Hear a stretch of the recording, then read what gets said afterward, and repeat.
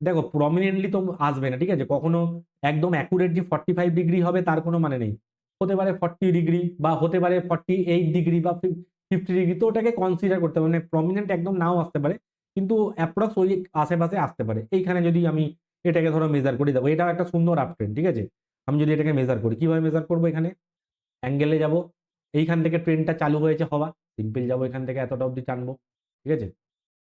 দেখো কোথায় কোথায় বাইং হতে পারতো আমার, এখানে বাইং এর জায়গা কোথায় কোথায় আছে, আমি যদি দেখি এখানে, দেখো এইখানে একটা সুন্দর অপরচুনিটি আছে বাইং এর, দেখো সাপোর্ট নিয়েছে এখানে, এখানে বাইং হবে। এখানে কোথায় বাইং এর অপরচুনিটি আছে, এখানে বাইং এর অপরচুনিটি আছে, এখানে বাইং হতে পারে, ঠিক আছে। আবার কোথায় বাইং এর অপরচুনিটি তোমরা পেয়েছো, এখানে বাইং এর অপরচুনিটি পেয়েছো, এখানে পারফেক্ট বাইং হতে পারে। আবার কোথায় বাইং এর অপরচুনিটি পেয়েছো, এই যে এই জায়গাতে পেয়েছো, যতবার এর কাছাকাছি আসবে আমরা কন্টিনিউ বাইং করতে পারবো, ঠিক আছে। দেখো 37 ডিগ্রি অ্যাঙ্গেল, ঠিক আছে, মানে 37 না, 46 ডিগ্রি, 44 ডিগ্রি অ্যাঙ্গেল, মানে 45 অলমোস্ট, দেখো স্ট্রং আপ ট্রেন্ড, ঠিক আছে। এখানে দেখো ব্রেক ইয়ে হয়ে গেছে, দেখো ব্রেক হয়েছে এখানে, ঠিক আছে, এখান থেকে আমাকে পজিশন এক্সিট করে নিতে হবে।